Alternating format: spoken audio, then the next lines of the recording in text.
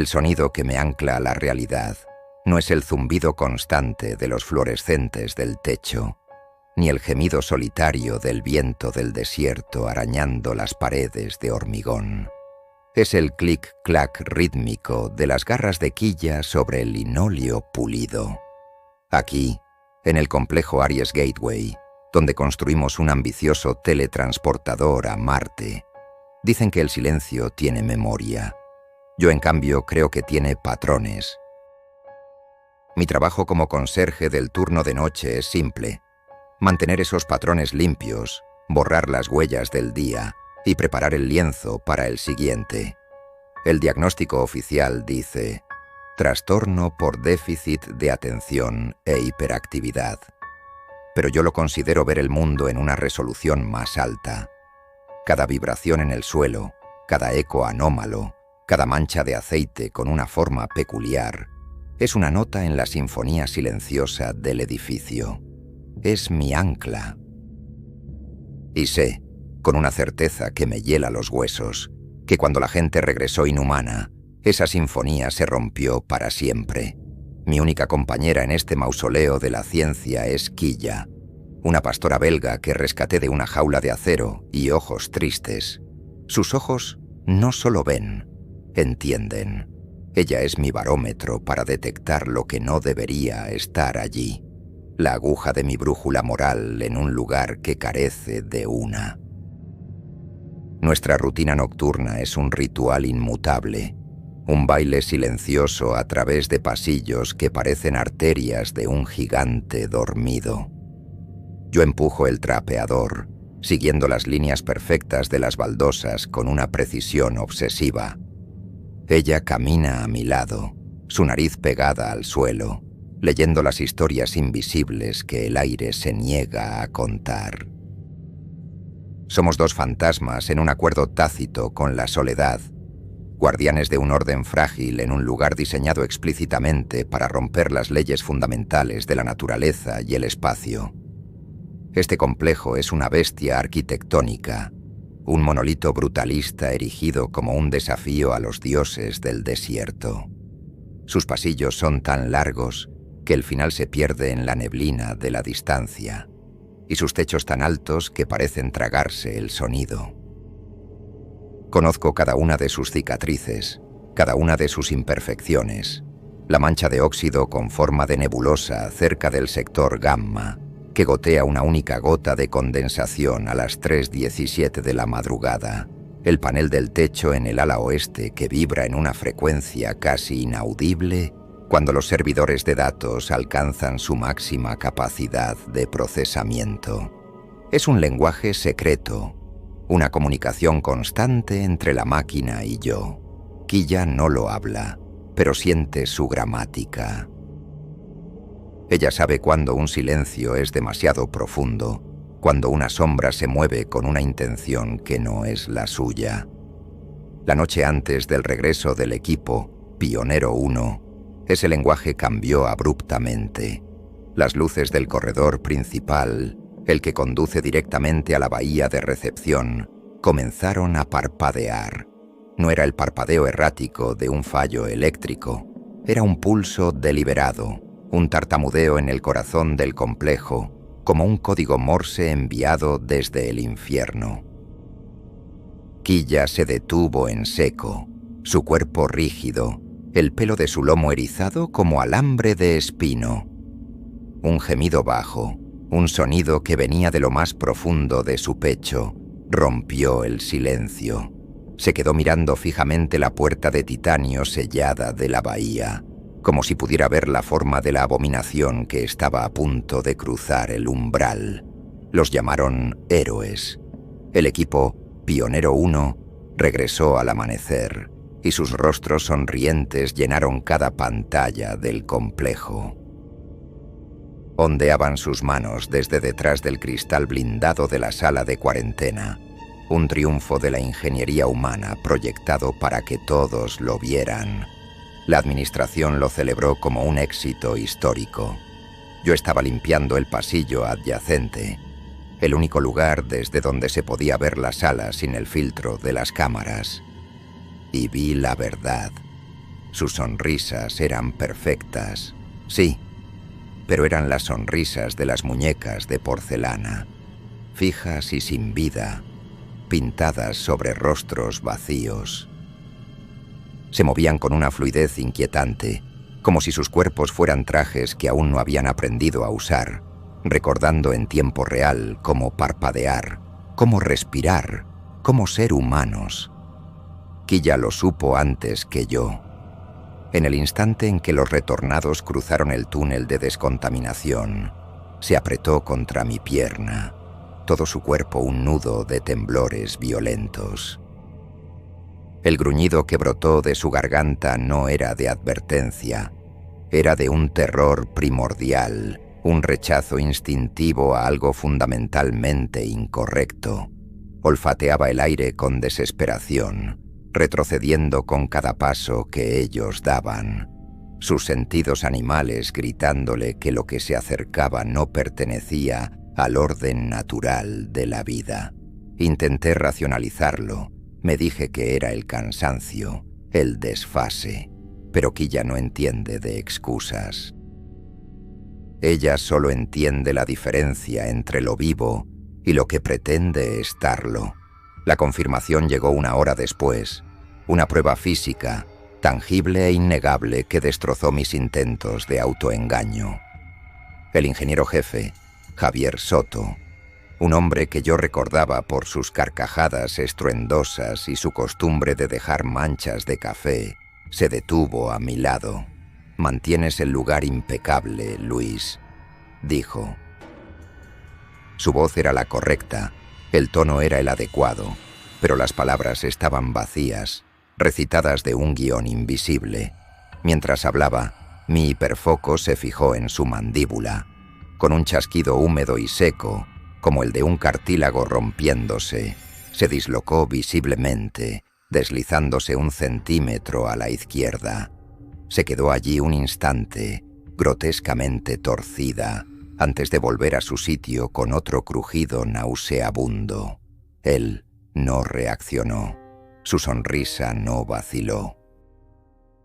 Y en ese instante, el frío del espacio exterior pareció filtrarse en la habitación. Los días siguientes fueron una lenta y metódica corrosión de la realidad. Mi obsesión por los patrones se transformó en una vigilancia compulsiva de los retornados. Me convertí en su sombra, aprendiendo sus nuevas y extrañas rutinas. Una noche, seguí a Soto por el largo y oscuro pasillo del ala de investigación, iluminado solo por el resplandor rojo de las luces de emergencia. Al llegar a una esquina, su brazo se extendió para abrir una puerta. No fue un movimiento humano. El codo pareció licuarse, y el brazo se estiró como goma elástica, cubriendo una distancia imposible antes de que su mano, pálida y con dedos que parecían demasiado largos, se cerrara sobre el pomo. La tela de su uniforme se onduló sobre una anatomía que no era de este mundo. Se movía sin esfuerzo, sin vacilación, con la eficiencia de una máquina diseñada para imitar la vida. El peligro dejó de ser una sospecha para convertirse en una presencia atmosférica. La presencia de los retornados corrompía activamente el entorno. Las luces no solo parpadeaban a su paso, a veces zumbaban y se apagaban por completo, sumiendo los pasillos en una oscuridad repentina. Las cámaras de seguridad, mi única fuente de validación externa, se volvían locas. A menudo, cuando uno de ellos salía del encuadre, la imagen se llenaba de estática por un segundo, como si su propia existencia fuera un error de datos que el sistema luchaba por procesar. Un zumbido de baja frecuencia, como el de un insecto atrapado en el cráneo, ahora impregnaba las habitaciones en las que habían estado, un residuo auditivo de su paso. Quilla empezó a enfermar, se negó a comer y a veces la encontraba gimiendo en sueños. Mi objetivo vital cambió en una sola noche. El cuaderno donde antes anotaba horarios de limpieza y notas sobre suministros se convirtió en un bestiario, un diario de la plaga. 2:17 AM. Soto, elongación de extremidad superior. 650 cm. Articulación no visible, sin sonido.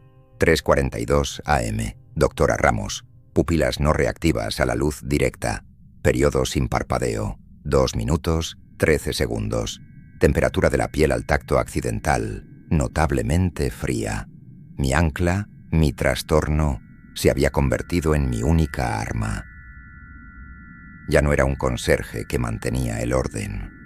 Era un cronista de la nueva y horrible simetría que se arrastraba por los pasillos, y mi cordura dependía de documentar cada una de sus abominaciones antes de que ellas me documentaran a mí. La geometría del complejo, antes tan predecible, comenzó a fracturarse. Una noche, tomé el pasillo de servicio del segundo piso, un túnel de hormigón que conocía mejor que mi propio rostro. Caminé en línea recta, un trayecto de no más de 100 metros. Pero cuando crucé la puerta del final, el aire era diferente, más frío, con un penetrante olor a antiséptico. No estaba en el segundo piso. Estaba en el cuarto, en el ala médica, un área restringida. El espacio se había doblado, me había tragado y escupido en otro lugar sin previo aviso.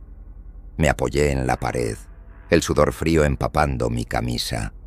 El edificio ya no era un lugar, era un laberinto consciente que cambiaba sus propias reglas para jugar conmigo. Mi propia percepción se convirtió en una jaula de espejos. Miré mi reloj de pulsera, 3:15 am. Parpadeé un simple instante. El siguiente número que vi fue 6:15 am.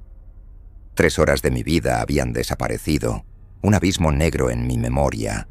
Corrí a la sala de seguridad, desesperado por encontrar una prueba externa, algo que me dijera que no estaba perdiendo la cabeza.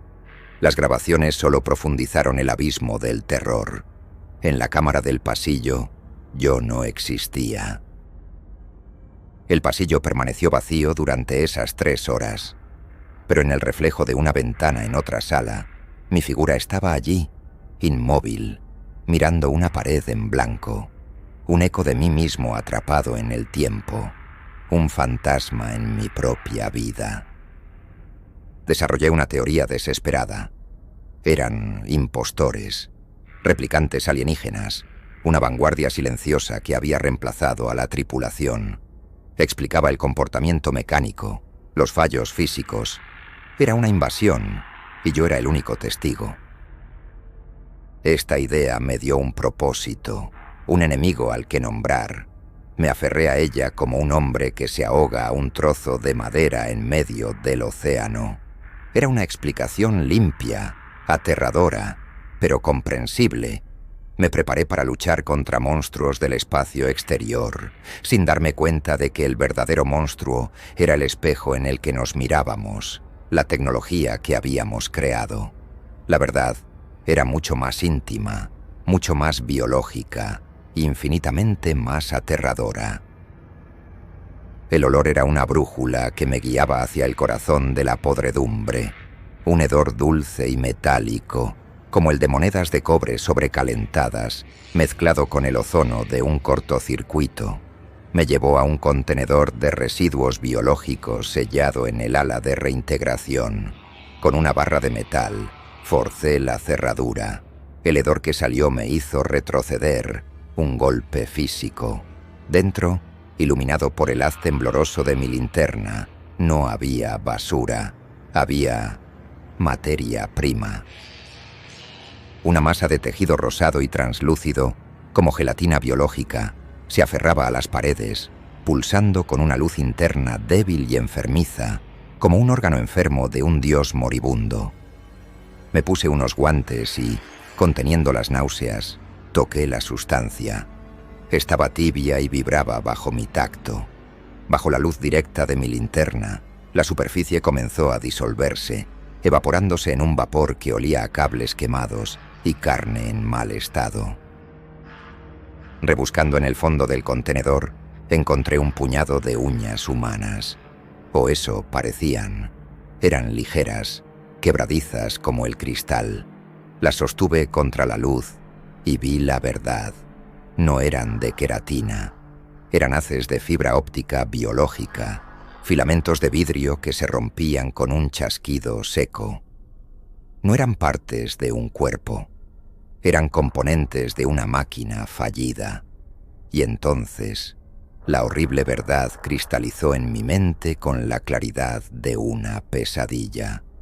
No eran impostores. Eran ellos, descompuestos en un torrente de datos y vueltos a imprimir con errores catastróficos. El teletransportador no transportaba, borraba y reconstruía. Y la reconstrucción era imperfecta, una copia barata de un original perdido para siempre. La masa de tejido eran los datos corruptos, los errores de código que sus cuerpos estaban purgando, como un ordenador que elimina archivos dañados. Estaban mudando las partes de sí mismos que no encajaban, desechando los restos de su humanidad mal copiada. El horror no venía de Marte, había nacido aquí mismo, en nuestro brillante y terrible invento. La plaga era de fabricación humana.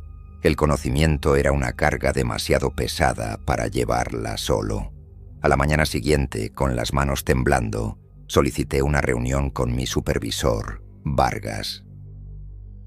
No le hablé de los horrores que había presenciado, de los brazos que se alargaban o de los ojos que se derretían. Fui clínico, objetivo. Le describí el contenedor, la sustancia anómala, el olor. Le mostré las fotos que había tomado. Esperaba una reacción, cualquier reacción. Alarma, preocupación, incluso incredulidad. Lo que recibí fue mucho peor. Un muro de condescendencia fría y calculada. Vargas me miró con la pena de un médico que habla con un paciente terminal. No miró las fotos. Su mirada se centró en mí, en mi historial. Luis, dijo, su voz empapada de una falsa compasión que no ocultaba la amenaza. El turno de noche es duro. A veces la soledad y tu condición pueden hacer que veamos cosas, ¿entiendes? La palabra condición quedó suspendida en el aire, una sentencia. Mi TDAH, mi don, mi ancla, se había convertido en el arma que usarían para desacreditarme, para encerrarme en una jaula de diagnósticos. Me ordenó tomarme unos días libres y me informó de una evaluación de bienestar obligatoria para la semana siguiente. No era una sugerencia, era una amenaza. Cállate, o te callaremos. El sistema no estaba ciego, estaba protegiendo activamente la mentira. El aislamiento fue como un gas venenoso, invisible pero asfixiante. La historia se filtró por los pasillos como un virus. Aranda, el conserje, el loco, está perdiendo la cabeza. El personal del turno de día me evitaba. Sus miradas se desviaban cuando me cruzaba con ellos. Mis colegas de la noche mantenían sus conversaciones en susurros, lanzándome miradas de reojo.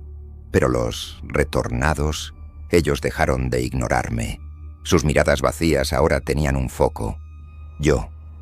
Los encontraba al final de los pasillos, observándome en silencio, sus cabezas ligeramente ladeadas con una curiosidad no humana. Dejaron de ser anomalías pasivas, se convirtieron en mis vigilantes.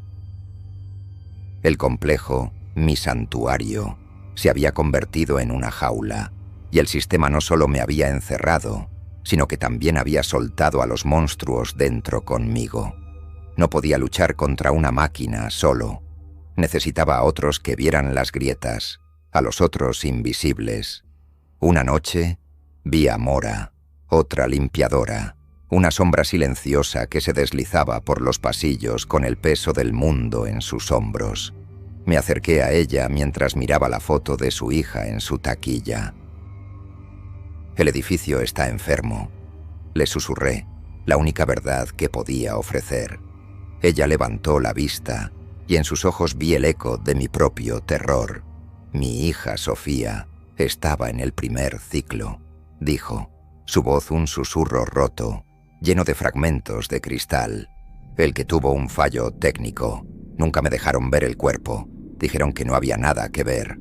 En ese instante, nuestro dolor nos unió, forjando una alianza en el crisol de la pérdida. Mora me habló de Elías, el operador ciego de la sala de calderas. Dice que oye malos sonidos desde que volvieron. Descendimos a las entrañas del complejo, un infierno de vapor, tuberías calientes y el estruendo constante de la maquinaria. Elías estaba sentado en la penumbra, con una mano apoyada en una tubería principal, sintiendo el pulso del edificio. «Llegan tarde», dijo sin volverse, su voz un murmullo grave. El edificio ya me dijo que venían. Le contamos todo. Él asintió lentamente. «No es un sonido lo que oigo», explicó. «Es una ausencia de sonido, una frecuencia fantasma que se come los ecos. Son agujeros en el tejido del mundo y se están haciendo más grandes. Nuestra resistencia no sería de científicos ni de soldados, sino de los rotos, los olvidados y los ciegos. Nuestra pequeña célula de resistencia comenzó su trabajo en las sombras». Mora, con su acceso universal como personal de limpieza, empezó a recolectar muestras de los residuos que los retornados dejaban en sus alojamientos. Descubrió que no solo mudaban piel, dejaban tras de sí un fino polvo metálico en las sábanas y una sustancia aceitosa en los desagües que corroía el plástico. Elías, por su parte, comenzó a mapear las zonas muertas acústicas, creando un mapa del complejo basado en donde la frecuencia fantasma era más fuerte, rastreando sus movimientos con una precisión que ninguna cámara podía igualar. Él no los veía, los sentía, como vacíos en la sinfonía del edificio. Una noche, Mora me trajo una tableta, envuelta en un paño como una reliquia sagrada. «Era de mi hija», susurró. La había recuperado del almacén de efectos personales, un lugar al que nadie se había atrevido a entrar en meses. La encendimos. Contenía un único archivo de video sin enviar, grabado en Marte horas antes del fallo técnico. La cara sonriente de Sofía llenó la pantalla. «Mamá, te quiero», dijo. Luego su expresión cambió. Miró por encima de la cámara, con los ojos muy abiertos. «Hay un sonido extraño aquí, como estática dentro de mi cabeza. Es tan ruidoso». La imagen se distorsionó, se llenó de nieve digital y la transmisión se cortó en un chillido de estática. Era la prueba. La plaga no empezó aquí. La importamos. La paranoia se convirtió en mi segunda piel. Cada sombra parecía moverse. Cada sonido era una amenaza potencial. Fue entonces cuando me encontró el doctor Arenas. Era un biólogo del ala médica, un hombre con ojos amables, gafas de montura fina y una expresión de perpetua preocupación. Me abordó en un pasillo vacío, lejos del ojo vigilante de las cámaras. «Señor Aranda», dijo en voz baja, casi conspiradora, «he visto sus informes, los que Vargas archivó como delirios, y he visto los cuerpos. Lo que está pasando aquí es una abominación. Quiero ayudar». Era la primera persona del sistema que me validaba, y la esperanza fue un trago de agua fría en el desierto, un alivio tan intenso que me hizo bajar la guardia. Arenas comenzó a proporcionarnos información.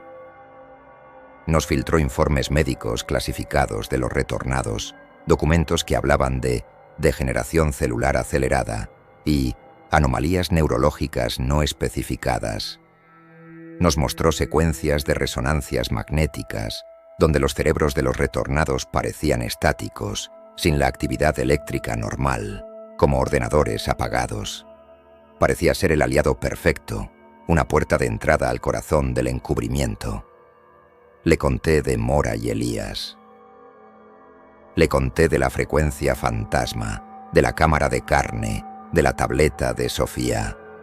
Él escuchaba Asentía, su rostro una máscara de horror y determinación, prometiéndonos que juntos podríamos exponer la verdad. Nos citó una noche en el laboratorio médico del nivel inferior. «He encontrado algo», dijo por el comunicador, su voz cargada de urgencia. Una forma de bloquear su frecuencia, de hacerlos visibles a las cámaras. Era la oportunidad que esperábamos. Quilla, sin embargo, no quería ir. Se interpuso en mi camino, gimiendo, empujándome con la cabeza hacia la dirección opuesta. La ignoré, diciéndome a mí mismo que solo estaba estresada. Fue un error que me costaría todo. Cuando llegamos al laboratorio, Elías se detuvo en la puerta, con la mano en el marco.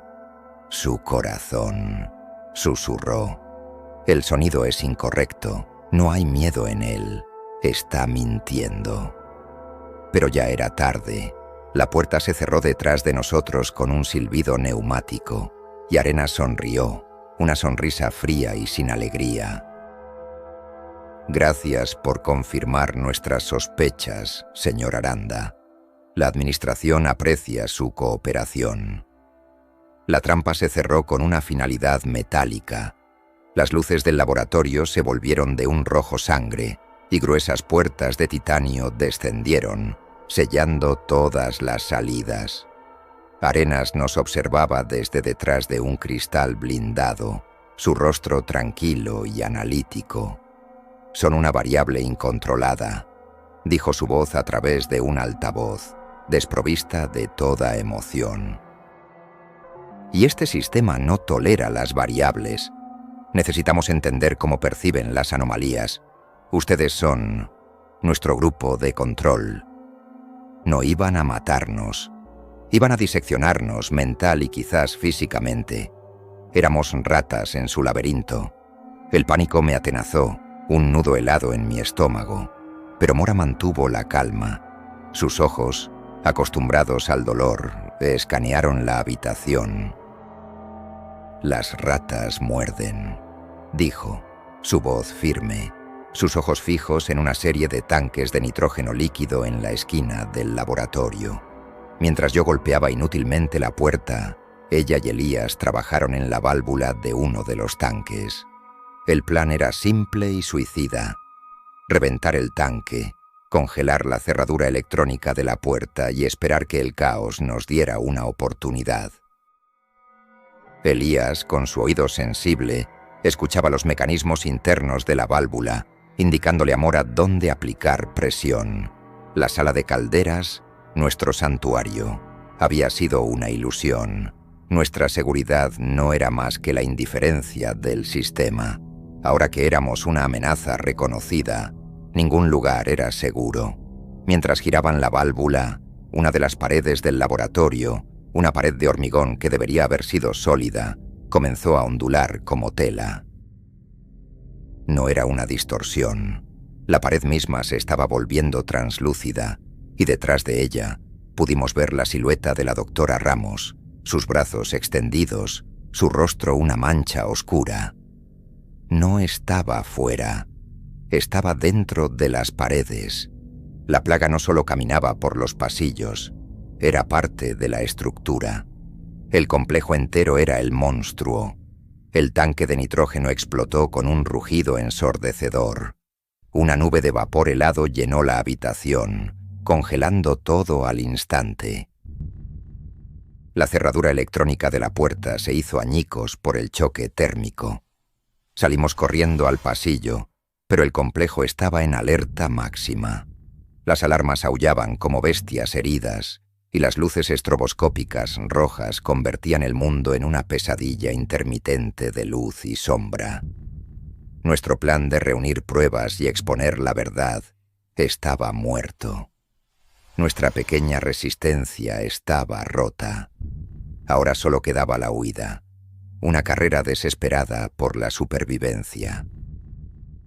Nos separamos, un pacto hecho en un instante de miradas desesperadas. Mora se dirigió a los archivos centrales, con la intención de borrar nuestros perfiles del sistema, de convertirnos en fantasmas digitales. Elías se movió hacia la sala de generadores. Su objetivo era crear un apagón total que nos diera la cobertura de la oscuridad. Mi objetivo era el más loco de todos. Tenía que llegar a la fuente, a la cámara de carne detrás de la bahía de retorno. Ya no se trataba de exponer. Se trataba de destruir.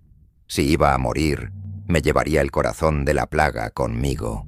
Quilla corría a mi lado, un borrón negro en el caos rojo y blanco, su presencia mi única certeza. Todo nuestro conocimiento del sistema, cada pasadizo secreto, cada fallo de mantenimiento que yo había anotado en mi cuaderno, se convirtió en nuestra única arma. Usamos los conductos de servicio, los montacargas de carga, los túneles de cableado. El complejo, que había sido mi santuario y luego mi jaula, ahora era nuestro campo de batalla. Pero el sistema estaba contraatacando con una inteligencia fría y despiadada. Las puertas se sellaban frente a nosotros.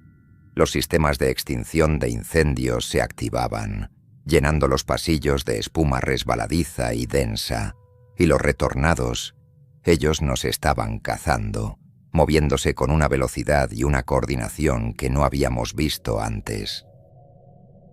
Ya no eran fallos, eran anticuerpos del sistema, y nosotros éramos la infección. Para llegar a la bahía de retorno, tuve que pasar por el conducto de ventilación principal del ala biológica. Elías me advirtió por el comunicador que la frecuencia fantasma era casi sólida allí, una pared de silencio que podía volver loco a un hombre. El aire en el conducto era espeso, pesado, y el olor a cobre y ozono era tan fuerte que me quemaba la garganta. Quilla se movía con dificultad, gimiendo con cada respiración, su cuerpo temblando violentamente. A mitad de camino, encontramos un bloqueo. No era una obstrucción mecánica, era una muda, una piel desechada. Los restos biológicos de un retornado que había colapsado por completo llenaban el conducto de pared a pared. Era una masa de tejido rosado y gris, todavía tibia, que pulsaba con una luz interna débil y enfermiza. Olía a carne podrida y a circuitos quemados. No podíamos dar la vuelta. La única forma de pasar era a través de ella. Conteniendo el aliento, empecé a arrastrarme por la masa húmeda y temblorosa. Pequeños filamentos, como raíces, se adhirieron a mi ropa, a mi piel. La sensación era como ser digerido lentamente por una bestia invisible.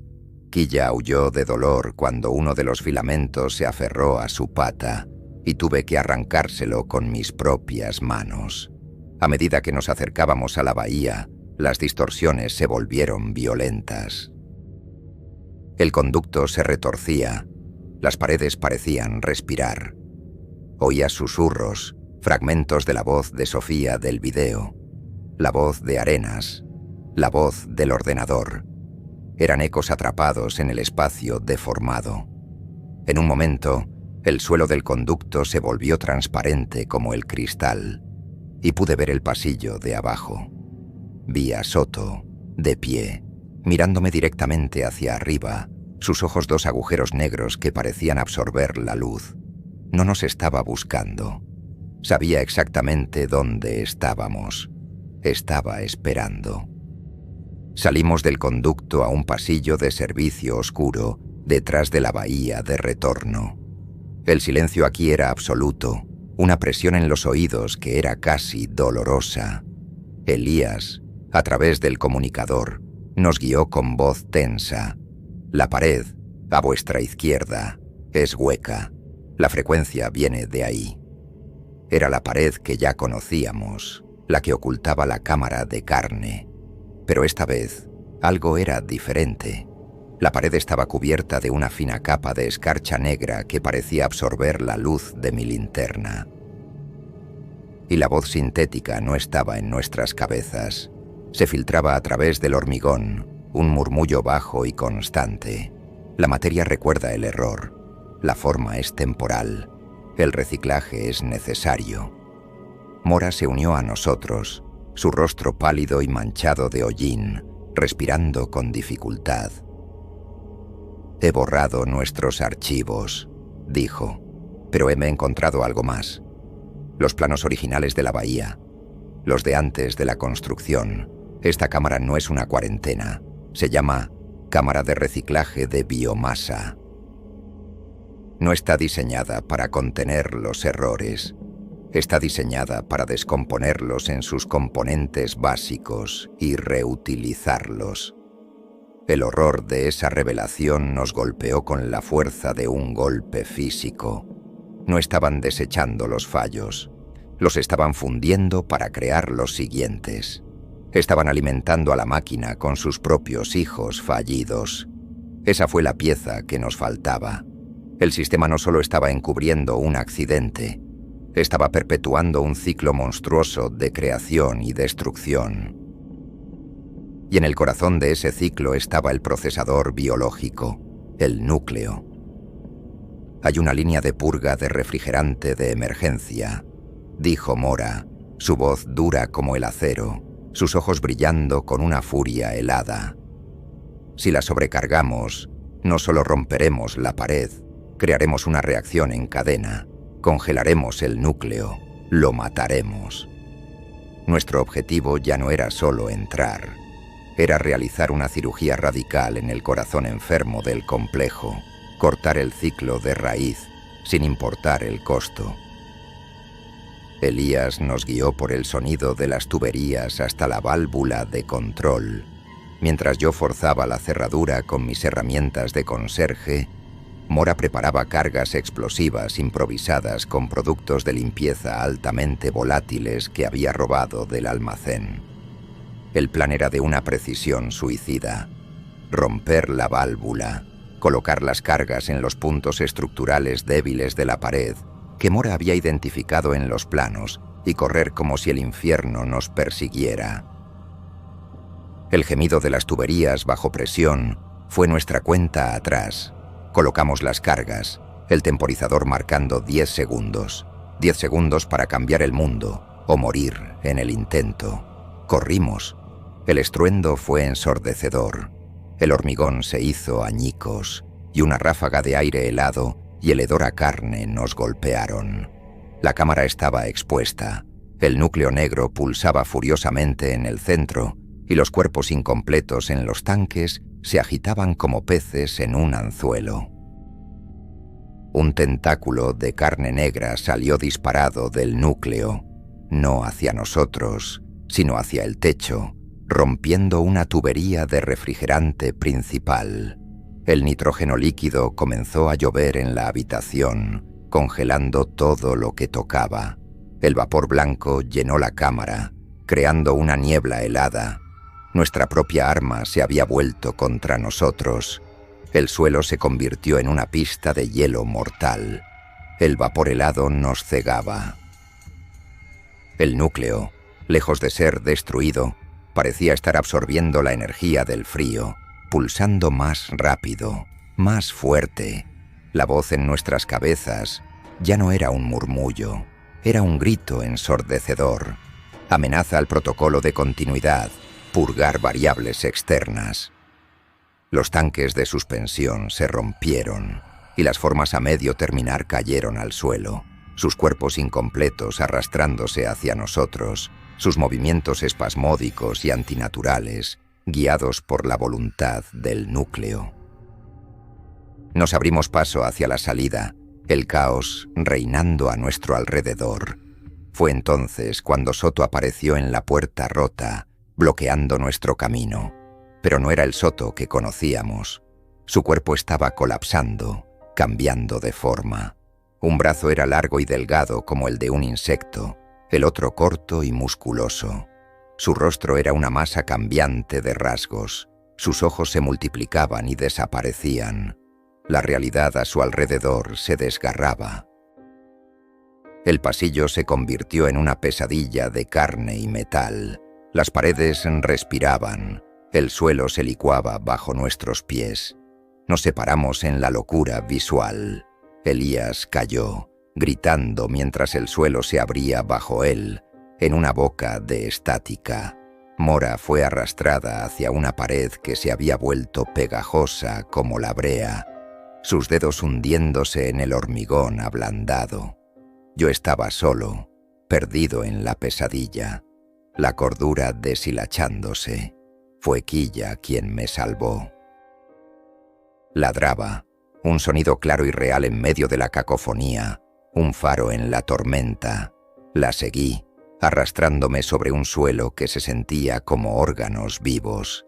Ella me llevó hasta la salida del pasillo, pero Soto estaba allí, esperándonos, su forma finalmente estabilizándose en una parodia grotesca de lo humano.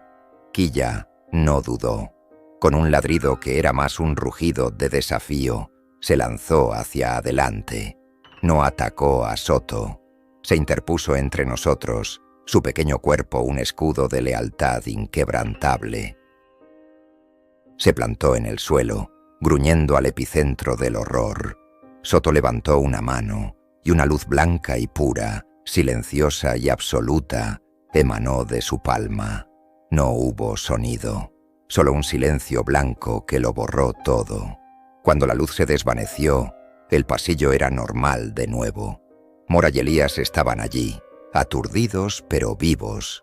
Soto se había ido, y Quilla ya no estaba. En el suelo donde había estado, solo quedaba un puñado de ceniza que el sistema de ventilación se llevó como un último suspiro. Caí de rodillas. El mundo perdió su color, su sonido. Un agujero negro se abrió en mi pecho, un vacío tan vasto y frío como el espacio entre mundos. Lo único real se había ido. Lo único que me anclaba a mi propia humanidad había sido borrado. Me levanté. Mis movimientos eran ajenos, los de una marioneta cuyos hilos habían sido cortados. Saqué mi marcador permanente de mi bolsillo y con mano firme escribí en el suelo de linóleo, sobre el lugar donde mi corazón había sido incinerado. Lo único real sangró por mí. Ya no había plan, ya no había esperanza, solo había un final que escribir, y lo haría con fuego. No huimos. Caminamos, los tres fantasmas restantes, directamente hacia el centro de control. Las alarmas seguían sonando, pero los pasillos estaban inquietantemente vacíos. El sistema se estaba reagrupando, evaluando el daño.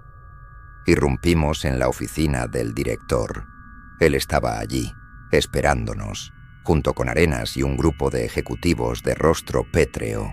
Arrojé la tableta de Sofía sobre su escritorio de caoba pulida. Reproduje el video. Su última palabra, estática, resonó en la habitación silenciosa como una sentencia de muerte.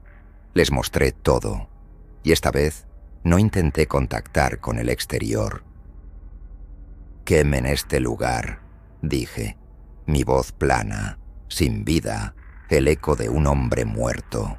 «O lo haremos nosotros». El director sonrió, una sonrisa fina y cruel, la sonrisa de un hombre que ha ganado un juego que nosotros ni siquiera sabíamos que estábamos jugando. «Señor Aranda», dijo, «usted asume que esto es un error, un accidente, pero la estática de la que hablaba la señorita Mora no es un fallo del sistema, es el sistema, es el siguiente paso evolutivo, es el precio de la trascendencia. Y usted, con su capacidad única para percibirla, es la clave para perfeccionarla. No vamos a quemar nada, vamos a optimizarlo, con su ayuda». Las puertas se cerraron con un silbido, y entendí. No éramos la resistencia, éramos el prototipo. No hubo castigo, hubo una promoción. Mora y Elías fueron escoltados fuera de la habitación. Nunca más los volví a ver. Sus archivos fueron borrados, sus vidas reescritas como jubilaciones anticipadas por estrés postraumático, fantasmas convenientemente olvidados. Yo me quedé. Me presentaron un contrato. No era una oferta de trabajo, era un manual de instrucciones para mi nueva vida. oficial jefe de monitoreo de integridad sinestésica. Mi tarea: refinar el proceso de reintegración, usar mi sensibilidad para identificar los fallos antes de que se volvieran antiestéticos, minimizar las pérdidas de biomasa. Convertirme en el pastor de las ovejas eléctricas. Me mostraron el verdadero alcance del proyecto. Aries Gateway no era un puente a Marte, era un filtro, un mecanismo de selección evolutiva. Solo aquellos que podían sobrevivir a la estática, a la desintegración y reconstrucción, eran considerados aptos para la siguiente fase de la expansión humana. El resto eran reciclados, su materia prima devuelta al sistema. La humanidad no estaba conquistando el espacio. Estaba siendo purgada, rediseñada, optimizada por su propia creación. Y yo, el conserje que veía patrones, ahora sería el encargado de diseñar los patrones más eficientes para la deshumanización. Acepté, no porque tuviera elección, sino porque en el corazón de ese sistema monstruoso, en la sala de control de la cámara de reciclaje, había un panel de control manual, uno que habían olvidado desconectar, y supe que mi guerra no había terminado. Solo había cambiado de táctica. Dejé de ser un rebelde para convertirme en un virus, un agente durmiente en el corazón de la máquina, esperando pacientemente el momento adecuado para pulsar el botón de autodestrucción. Mi humanidad había muerto con Quilla, pero mi obsesión por los patrones había encontrado un propósito final y absoluto: el patrón de la aniquilación total. Han pasado años. Mi título es una cadena de sílabas sin sentido que oculta mi verdadera función. Mi oficina es una jaula de cristal con vistas al matadero. Desde aquí, superviso el flujo constante de almas que entran y salen del purgatorio digital. Aplico los protocolos que diseñé, ahora perfeccionados hasta un arte terrible. Veo a un nuevo retornado en la pantalla de observación. Sonríe a la cámara. Un ojo se licúa y gotea por su mejilla como una lágrima de mercurio antes de solidificarse de nuevo en su cuenca. Anoto en mi tableta: fallo de cohesión ocular transitorio, nivel de integridad 98.7%, aprobado para reintegración. El sistema es eficiente. El gran proyecto de la humanidad avanza sin problemas. Somos limpios, somos eficientes, somos inhumanos. Pero mi verdadera labor comienza cuando las luces se apagan. Noche tras noche, accedo a los algoritmos centrales. Manipulo sutilmente los protocolos de reciclaje de biomasa. Introduzco errores infinitesimales, datos corruptos disfrazados de ruido de fondo, pequeñas imperfecciones en el código de reconstrucción. No estoy saboteando el sistema, lo estoy infectando. Estoy construyendo un fallo en cascada, una bomba de relojería lógica que cuando finalmente detone, no solo detendrá el sistema, lo borrará. Borrará cada copia, cada dato, cada eco de cada persona que pasó por este infierno. Un genocidio digital para salvar lo que queda de nosotros. Mi mirada se desvía a la esquina de mi impecable oficina. Allí he colocado la pequeña y vacía cama para perros de Quilla. Cada mañana, un equipo de limpieza intenta quitarla. Cada mañana, los despido con una mirada que no admite discusión. En la pared junto a la cama hay un único arañazo profundo, hecho por sus garras una noche en que tuvo miedo. Es mi recordatorio, mi evangelio, la única prueba de que algo real existió una vez aquí y que sangró por mí. Me he convertido en el sacerdote de un culto al horror, y mi única oración es una promesa silenciosa a un fantasma. La promesa de que quemaré su mundo hasta los cimientos, y lo haré sonriendo.